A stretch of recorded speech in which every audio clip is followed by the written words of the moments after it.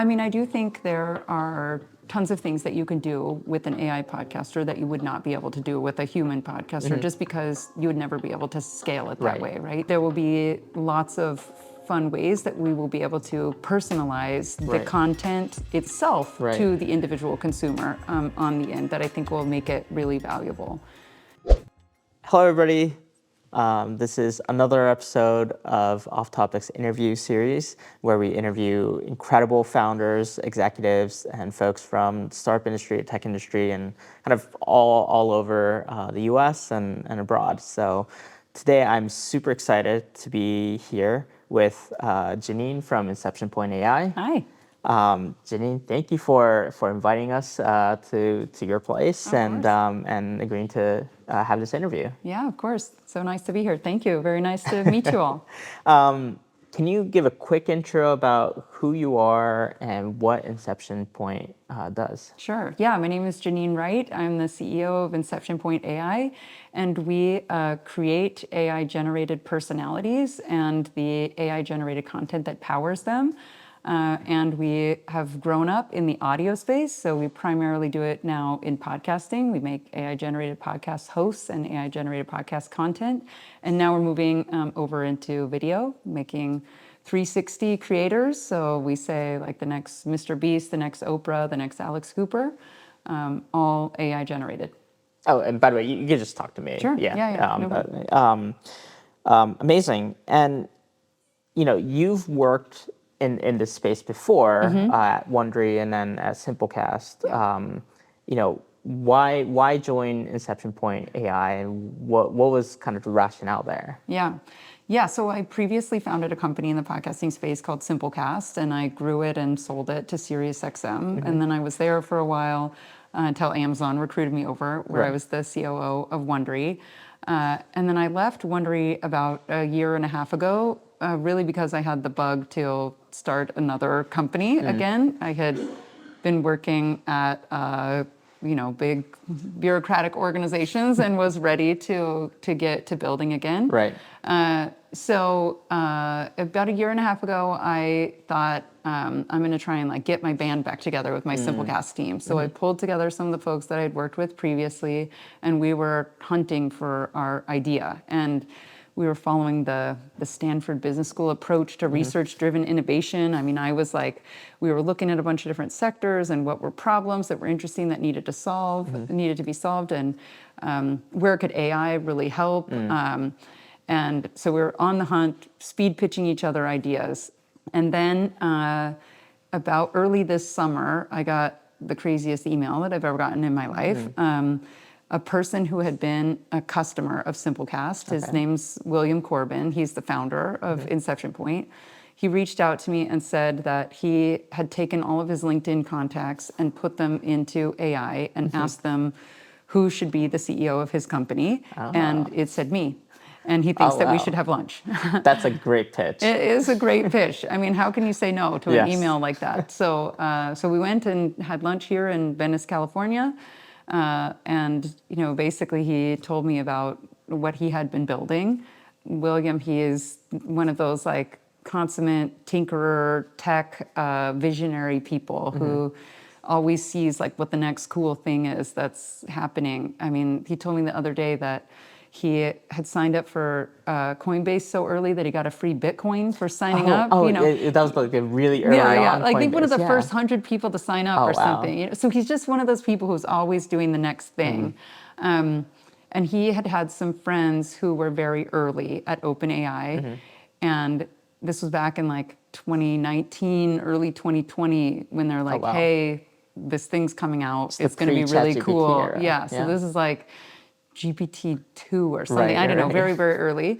And they were like, do you want to try it? And so we got this beta access and started making content with, a very early version of GPT, and was like, this is the thing. And so when we were having lunch, I mean, he gave me this pitch. He was like, look, this is what I built so far. This is kind of what we think the vision of it is.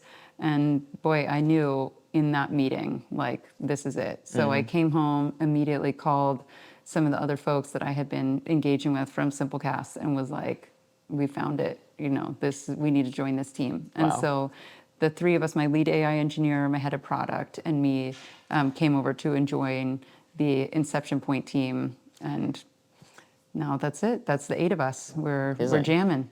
And if you were to describe what Inception Point AI does, Yeah. how would you describe it? Because I think a lot of people in like the media would say like this is an AI podcasting company. Is that how you would describe it? What's kind of the way?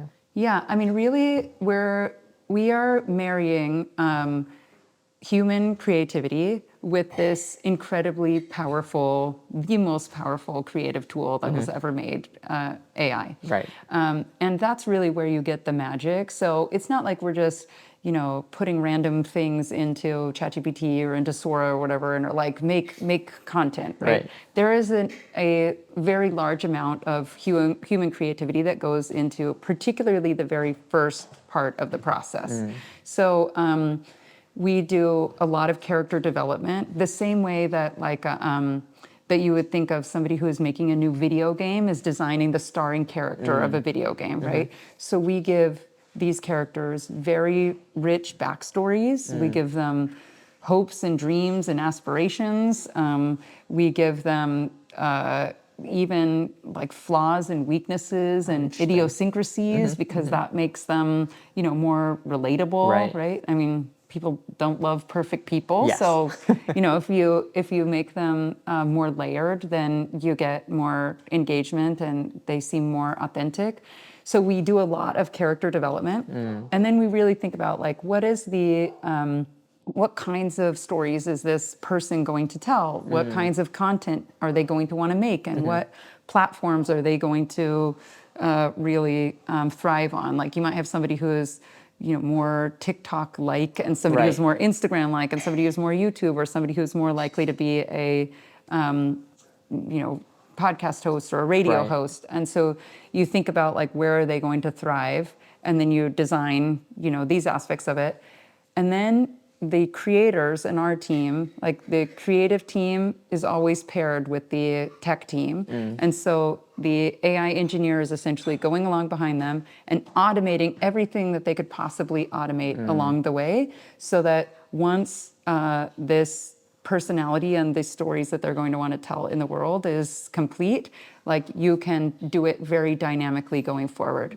So now at this point, we have more than 60 personalities that we've designed, and we're managing 5,000 active shows on a weekly basis. The overwhelming majority of the content that we're making is now all dynamically produced without a human in the loop, because of the work that we did at the beginning, right, to launch it. Right. The system that you've built can now generate all this, a ton of content essentially. And it's not just like, as we call it, kind of AI slop, right?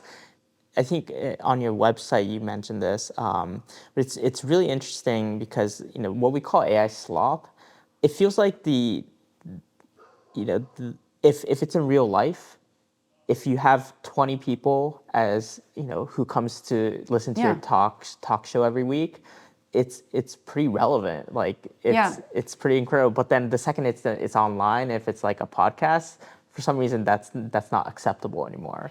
Yeah, I think that's right. But I think it also is because we're getting some of this feedback. I think because we are challenging the existing business model in podcasting in particular, right?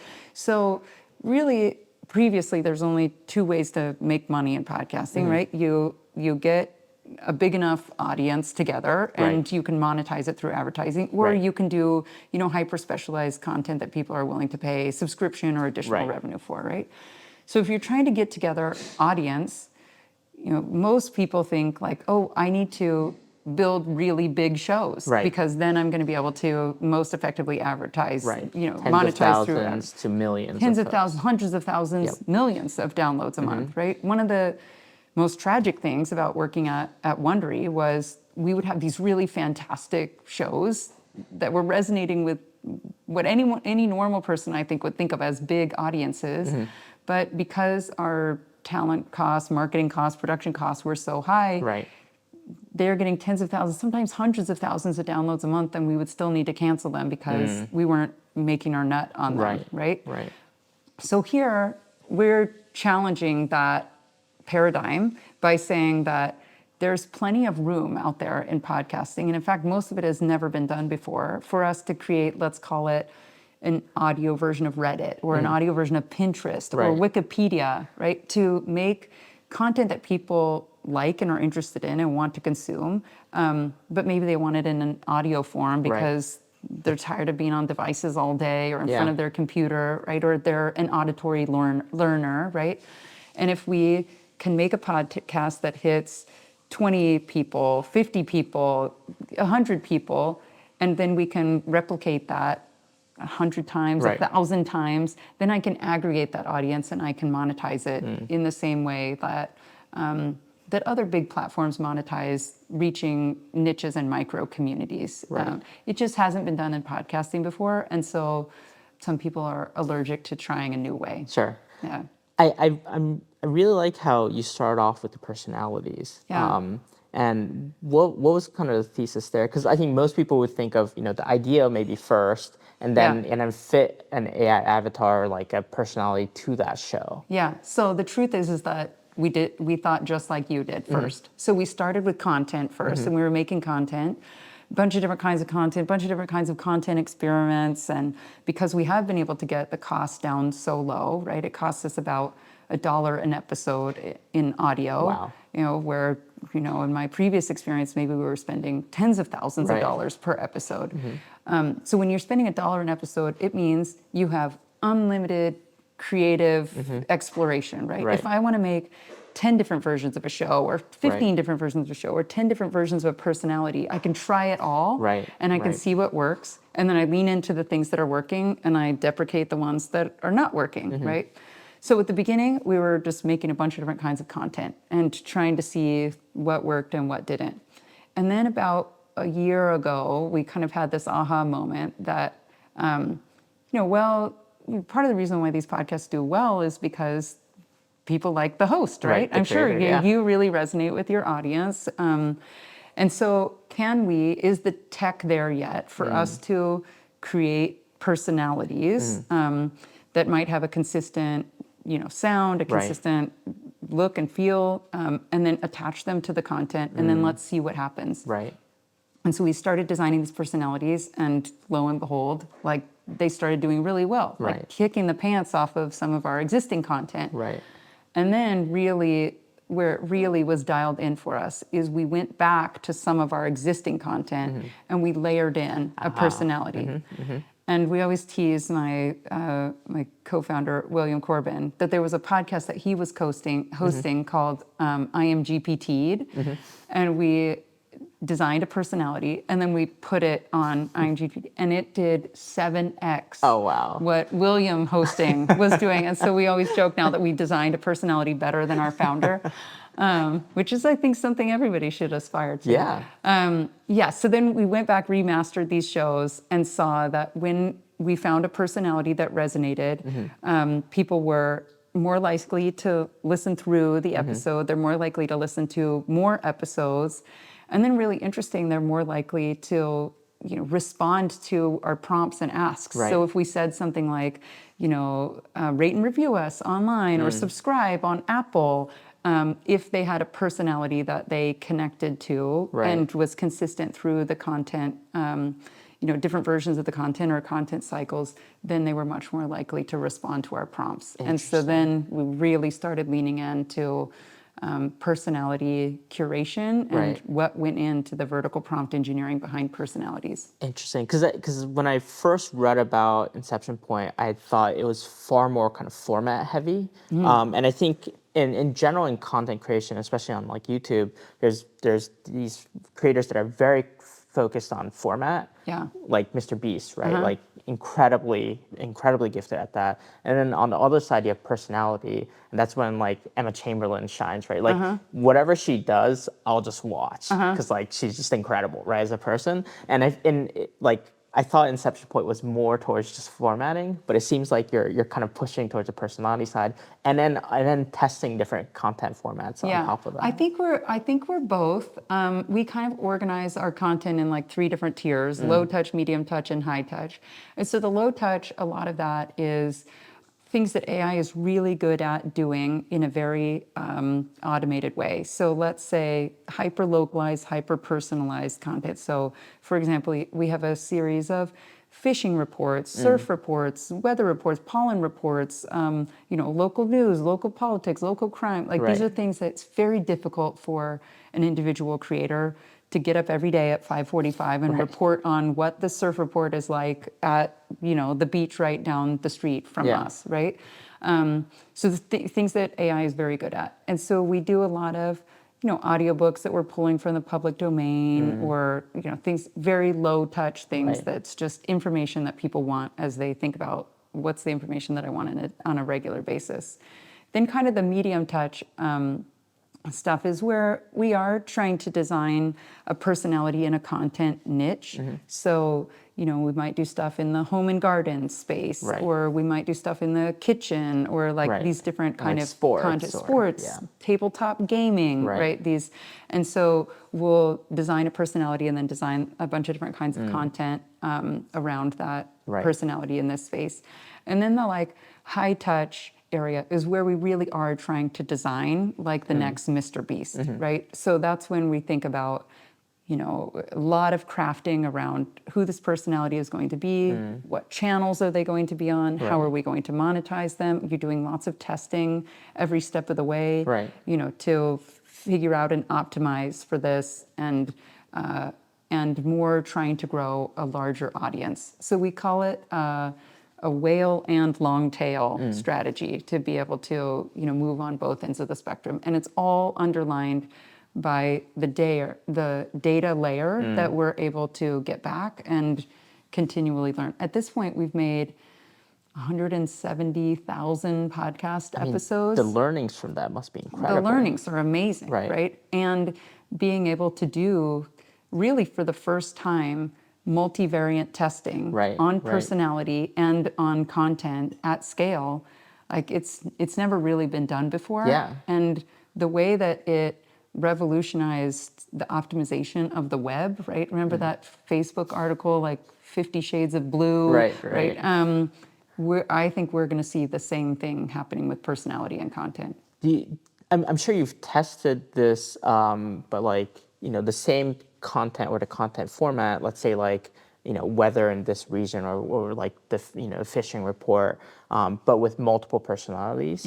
Like, do you ever have the same content, but with just two different personalities doing it at the same time as well? For sure. And now we're like building out the tech to be able to do that at scale. So for example, you might have 50 different weather people throughout the country, and they might be reporting on the same core type of content, but its colloquialisms are local, accent is local, the characteristics of that personality is local, and of course, like the information is local that makes it very relevant to that particular audience.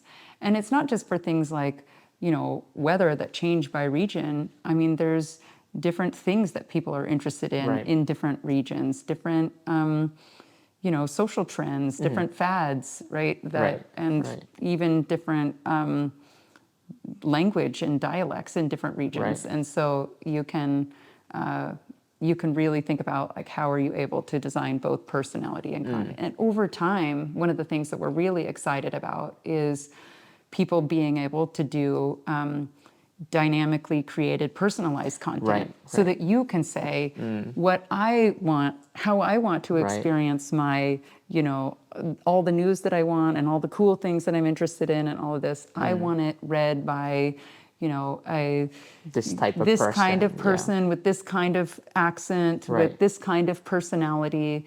And maybe that works for you on Mondays, and on Tuesdays you want something different, right?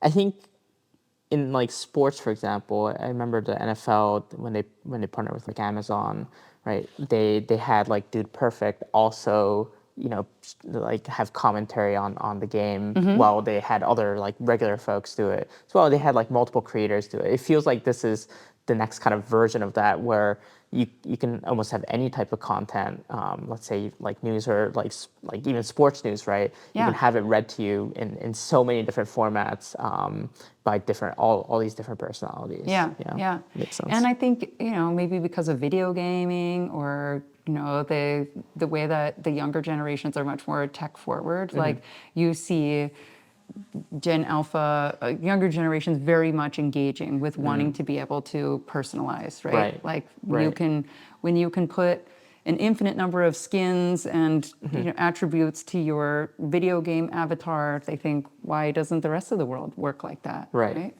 No, that makes sense. So in terms of I think on the website and on different articles, you've mentioned that you've reached 10 million plus people since launch. What have you like learned from, and then the huge amount of episodes that you've tested? What have you actually learned from the listener behavior, retention, completion rates, feedback? What's been kind of surprising to you? Yeah, well, we are totally AI transparent. So everybody knows that what we're making is AI. We do AI disclosures both in the written footnotes of the podcast episodes, but we also do verbal disclosures. So and is that like at the beginning that you said like this is like an AI show, or? So we try to do what we consider to be very clever prompting around it. So for example, if it's like going to talk about political history or something, it might say something like, and I might be AI, but I actually know the facts and I've never taken any money from a super PAC, right? So we give the disclosure in a way that sells the benefit of the fact that it's AI. And one of the things that I think people find really interesting is we see very little, most often immeasurable drop off after our disclosure. Interesting. So I think the people who care about consuming content that is not AI generated, they don't come to our content. And the ones that do, if they like the personality and they like the content, they're good with it, right? And even going to the next step further, we're seeing a lot of people who, because they know that these are AI generated personalities, they're really starting to play with the line as to what that could mean for them. So we get requests like, can Nigel, who's our home and garden personality, can Nigel sing me happy birthday? Right. Can I text with Ollie? Right. Can I email? Can this person show up at my meeting at work today? That would be so funny, right? We've had people who send us pictures of them with our personalities where they've like, superimposed themselves, like our personality showed up at their office. So it's fun to see them treating these like almost like Disney characters or like, I was just reading that the most popular franchise of 2025 will be Italian Brain Rot. Right? It's like people are recognizing that this is a separate kind of genre and there's a lot of fun, different creative things that you can do with it, and they're embracing it. And we've seen that to be really fun and surprising. But can you speak a little bit more to kind of this dynamic, the relationship dynamic between kind of the audience and your host, because it feels somewhat different because obviously I run a podcast as well, and we have a parasocial relationship with our fans. This feels like a parasocial relationship plus, right? Where because it's an AI, you can almost kind of ask the AI to do even more things. And so like, how do you think the relationship will change in the future, with a human kind of podcaster and an AI podcaster? Yeah.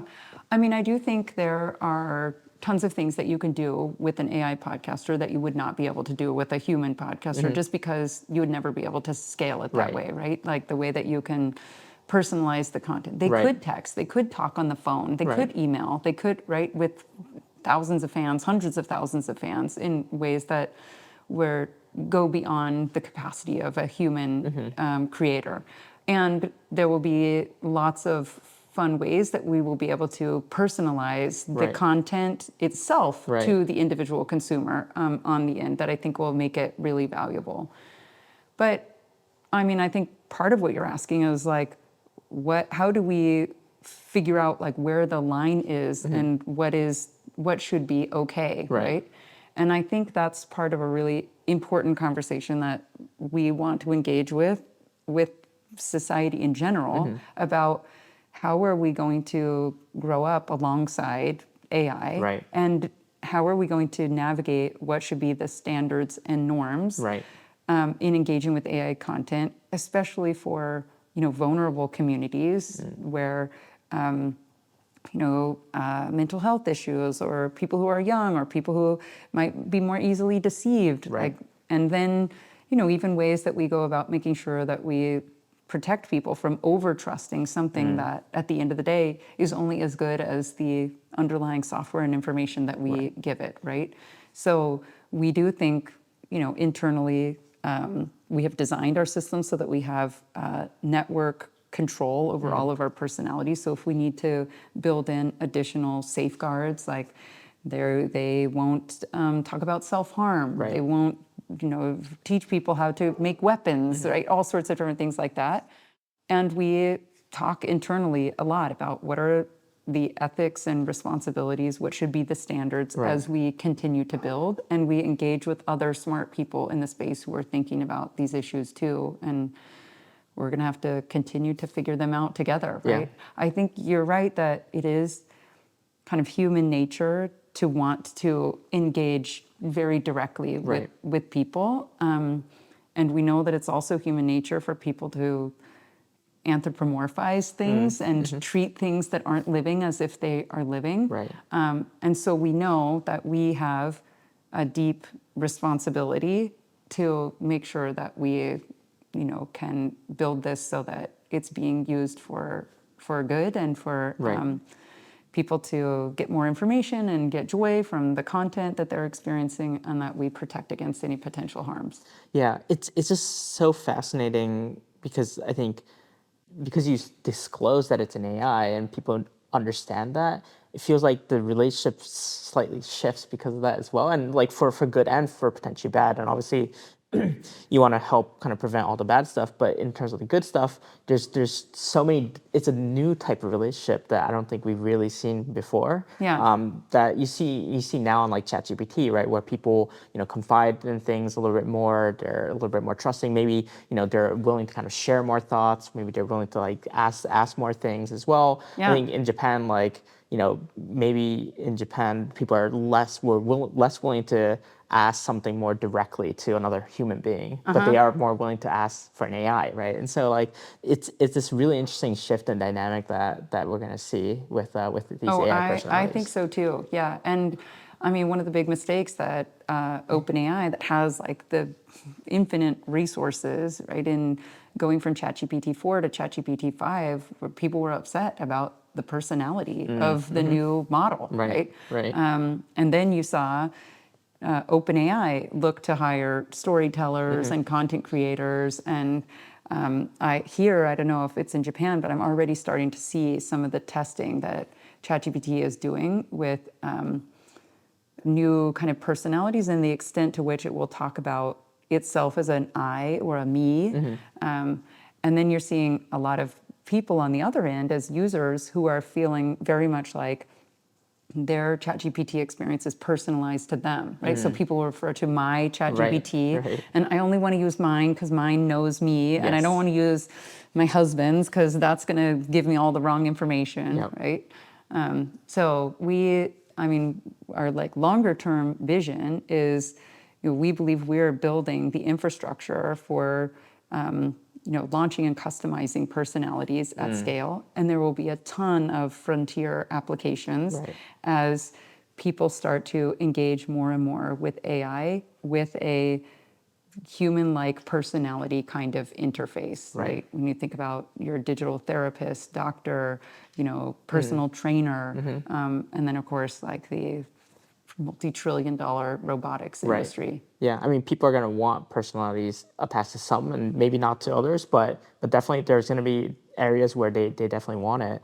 And so I'm guessing podcast is only the very start of this. And I think on different articles you mentioned maybe the next step is like video, short form, stuff like that. What's kind of like what next steps for Inception Point? Yeah, I think that's exactly right. I mean, we're out raising right now. The whole team working for free, very wedded to this cause. But we built an audio first because that's really where the tools were best first, right? It's really only very recently that we've seen the video tools get really good for creating visual content and longer form visual content. So we've been at the forefront of where the AI tool development has been. And now we're moving into video very quickly. And then after that, looking at expanding the different revenue models for all of our personalities that we have created, the same way that influencers and creators monetize very 360 today. So for example, one of our creators is already selling books that he wrote on Amazon, and some of them are getting ready to launch on TikTok for TikTok Shop Retail. Right, creator brands. Yeah, exactly. Yeah. That's incredible. Yeah. What you mentioned kind of the importance of creating all these AI personalities and how deeply layered they are. What's kind of the lessons you learned from creating and kind of managing these AI personalities? Well, we definitely got it wrong at the beginning. We did lots of experimentation. In particular, I think I mentioned that we at first were designing I would say, like we were trying to design almost like flawless, universally resonant personalities, right? And then we realized that people don't like perfect people, and it's hard to design something that everybody is going to like or resonate with. And so then we really narrowed it down to like, what is the audience or the community that we're trying to reach, and what would most resonate with them? And some people are not going to like this personality, and that's okay, right? And then when we started building in things like humor and flaws and weaknesses and idiosyncrasies, it's very difficult to figure out how to do that in a way that AI can understand and execute regularly without things totally going off the wheels, right? So, there was, for example, there was one time when we designed this personality that we kind of described as like the uncle that you're embarrassed about at Thanksgiving, right? And we used Grok as one of the inputs, and we gave it a lot of a sense of humor. And next thing you know, this character is making wildly inappropriate jokes and cultural references. Yeah. And it was like, whoa, wind it back here. Too far. There's different ways to interpret Exactly. that. And still, it's part of the reason why we steer clear of hard news and hard politics, because even if the facts are correct, AI doesn't always get the tone, especially when you have crafted complex personalities. Right. So you're giving them a sense of humor, you're giving them emotionality in the voice, you're giving them, all sorts of different inputs that give them a perspective on something. But then, when they're talking about, the war in Ukraine, like they might not hit the exact right tone. Right. And so those kinds of things, if we do anything that's even close to that, we have a human review before we release it. And just in general, we're not yet hitting, hard news or politics. Got it. Because it's hard to get those things right every time. But, if your podcast on knitting makes a joke that's slightly off the mark, or even a fact that's off the mark, like nobody is relying on that information for. It's less triggering. It's less triggering and less risky because that people. We're still going to get an email about it. Sure. People still care if you get a fact wrong in their knitting podcast, but. No, it's not going to have caused anybody to make a decision that will harm them. Got it. Yeah. Do you think, you mentioned the lesson, you learned with creating these AI hosts is, you almost try to create a perfect person or like a universally liked person.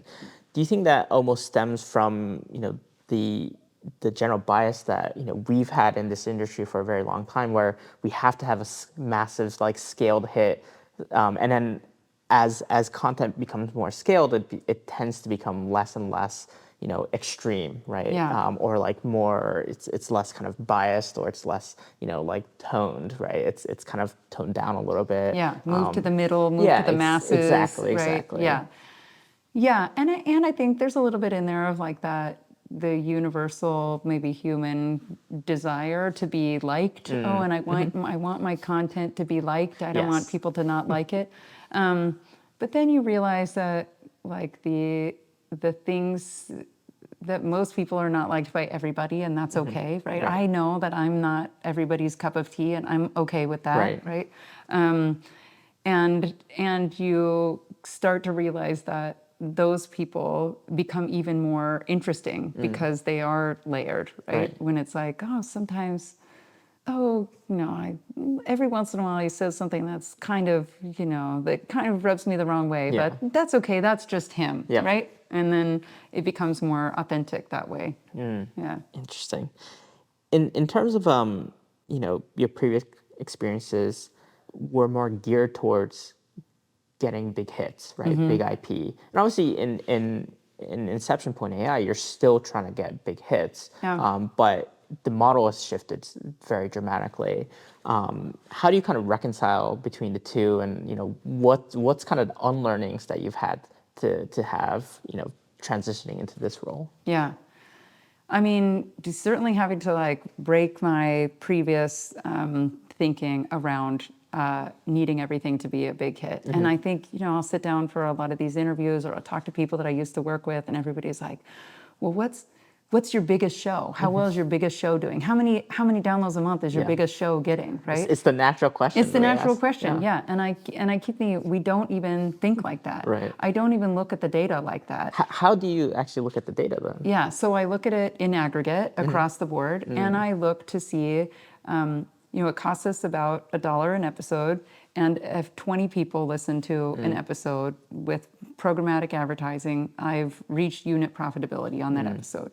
So I look at the percentage of our portfolio that's reaching more than 20 people. Got it. And then we look at like how our personalities are doing, like are our personalities driving engagement? Right. And then how many of these can we when we look at the different data, which ones seem to be we say the horses that are winning after they've already left the gate, Right. which ones seem to be trending towards their finding audience and resonating, and how can we like further lean into more of that? Right. And yeah, we look for lots of these different areas that nobody has ever explored in Right. podcasting before. And there's plenty of green field. So, we did this show on dinosaurs and it did really well. I mean, who knew, right? And so then we were like, oh, well, maybe we should make a show on unicorns. Right. And then we did sloths, and then it was like, okay, people want information about particular. So then we made a podcast on every animal we could think of, right? Interesting. And so you just kind of like look for these different. Right. And so then when I look at the data on the back end, I'll look at our content umbrella around animals and see how well that's doing, or around living biographies and see how that's doing, or audiobooks in the public domain, and then I can lean into that Right. genre more versus then one specific content idea that I have that Right. I think is like doing really well. Interesting. And then you can change it so that you can have different personalities, test like the animal ones. You can have like one podcast or do like a 5-episode about unicorns and then just stop and then just create another podcast about a different animal. Or you can have an animal series where you have a different animal per. Yeah. But you can test all that and see what resonates, what doesn't. Exactly. Interesting. So now when we have more than 130 agents, I think, at this point that are doing a lot of this work for us in the background that we've built to automate this process. The production process. And so when we find something that works, we go back and automate that piece of it, and then we can set it and forget it. But when we start with an idea for a new area, we will start by launching promo, a trailer, and at least 2 episodes, sometimes 3. And then we'll see, that kind of gives us enough to see whether we're getting traction on a particular podcast What are you series. looking at there? Are you looking at kind of retention graphs or like? Yeah, so listen through, coming back for additional episodes. Got it. And then we're testing all sorts of different things like, episode length, like as people want shorter form content on this topic, or do they want longer form content? Where we're putting ad breaks, what does that do with how people are listening? Are people responding to prompts that we're putting in, like, rate and review or go to this website? And so we're looking at all of these different things. Got it. And then we're looking to see, does this have like a particular geo target, so we can look around the world and see where people are listening from, like you probably get with your podcast stats. And you're like, whoa, this episode really resonated with my audience in Australia. I wonder why that is, or I wonder how I could lean into that. And this seems to be a really engaged community. Maybe I'll make more content for this community. So we're using all those data signals to help inform us as to future personality design and future content decisions. Is that part also done through agents as well, or is that kind of? Okay. So it's done in partnership between the creator and agents. This is, by far the first the most AI native company that I've ever worked with. And I've worked with many different companies, and I've sat on boards and helped companies as they've gone through their AI transitions. But this company growing up being totally AI native is just a very different experience. Even when I was talking to William about coming on board as CEO, he half jokingly said that I needed to be comfortable with a co-CEO role because his vision is you think of yourself as half of your job and the other half of your job is AI. So everybody is doing everything in partnership with AI all the time. So my co-founder and chief content officer, Katie Brown, she is thinking about what she knows about trends and what people like and things that she's hearing and things that are cool with her teenagers and all of that. But she's also using tons of different data sources on trend surfing and all of the different LLMs. What are they suggesting for content that should be made right now in this area? And then we're picking out a bunch of ideas, both from humans and machines. And then we're figuring out which ones we should do tests on and then making them and running the tests. And sometimes things that we come up with do incredibly well, and sometimes things that AI comes up with do incredibly well, and it's like you never know which one you should have bet on, Wow, that's incredible. For people who want to listen to some of your shows, what are some of the recommended ones that you would suggest? And obviously it depends. I guess it depends on because you go after so many niches as well. Yeah, there's so many. There's so much good stuff. Yeah, if you like living biographies, basically any cool living person that you can think of, you can type them into Spotify or Apple, and the living biography on that person will come up. And our agents have been set so that it's dynamically updated, usually once a week, sometimes twice a week on new content about that person. So for example, if you want to, keep up with the CEO of NVIDIA, you can listen to content about new content about Jensen every week. Wow. Right. And a lot of people find that content really interesting. Yeah. Wow. So that's really interesting. It's a fun, cool way to be able to keep up with all of the different topics and people and, trends and communities that you're excited about on a very regular basis. Amazing. And then, finally, you mentioned that you also want to work with creators. What does that kind of mean? What does that entail? And then, how does that kind of relate to how you want to kind of envision where Inception Point is going? Yeah, we've not really talked about this very much publicly yet, but we have built the technology to be able to not just support our design of original creators that we launch into the world as AI-generated digital influencers, but we have also built it to support existing creators and allowing them to scale beyond the limits of human capacity, right? Interesting. So we have an existing podcaster that we're working with now. She's the large podcaster here in the US in the true crime space, and she does a daily show that is really the limits of the human creator, right? I mean, if you're doing a 2-hour daily live show, you have to prepare for it, you're on air, and then afterwards you have to distribute it, and you have to do all the brand integrations and everything, right? But she has other stories that she wants to tell, other topics that she wants to cover. And so we worked with her to digitally recreate her personality from scratch, the same way that we would one of our original personalities.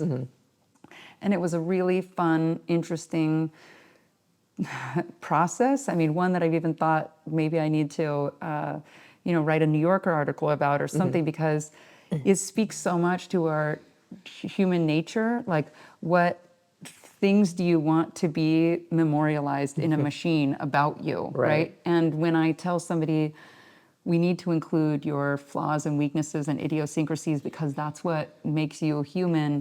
Then you see people like, oh, I don't know, do I want to say it? These are the things about myself that I don't love so much. I don't know if I want them memorialized forever, but I get what you're saying. So then you kind of go back and forth on this process of how do you recreate them digitally. And then we agree on how we want their visual representation to appear. Some people want, very photorealistic, I want it to look like me. And then you talk about, okay, do you want it to age? Do you want it to gain or lose weight, as you do? Like, what do you want that to be like? Or some people elect to have more like a animated avatar or something like that. Because it's an AI. So you can pick, and you can do all of those things, right? How fun is that? Right? Sometimes you want to be this version of yourself, and sometimes you want to be a different version of yourself. And then we redesign their voice from scratch. And I think that's a really interesting conversation too, because creators hear themselves one way and the audience hears them a different way. And so are you tuning to what you think you sound like or what your audience thinks you sound like? So then we redesign their voice from scratch, and now we're able to make all sorts of different content for her that she gets to control what she wants the story to be about, and incredible. To what extent she wants it to be AI generated, and she can make all sorts of different hyper-personalized, hyper-localized content, or she can make content in 200 different languages, and reach audiences that she's never reached. And maybe she has a whole different version of her personality for the Japanese market than she does for the US market, So it's really designed to allow creators to leverage this tool to expand their own creativity and their own potential. Amazing. And what's kind of the best way to reach the folks at Inception Point AI, and what are you looking for? Anything? What's kind of for you? Well, as soon as we raise some money, we're going to be hiring. So hiring both creators and tech folks and data scientists. So people who are interested in working with us, they should definitely reach out. We're raising money, so people who believe in our vision, they should reach out and talk to us about that. And they can get a hold of us. I'm on LinkedIn, and we're on our website. People can email us, InceptionPoint AI. We're pretty easy to get a hold of. And I have really tried to engage, certainly with creators in the community. I do think that we're figuring this out together, and we're reasonable, values-based people who want to get it right, and we care about the world and our kids and all of this. So we want to engage in the conversation. So people who reach out, I really try to find time to engage with them. Amazing. Well, Janine, thank you for your time today. It was incredible learning about Inception Point, and definitely, hopefully the technology comes to Japan as well, and we can get more creators on board and more AI podcasts in Japanese. Yeah, I would love it. Amazing. Thank you. Thank you. Very nice to see you.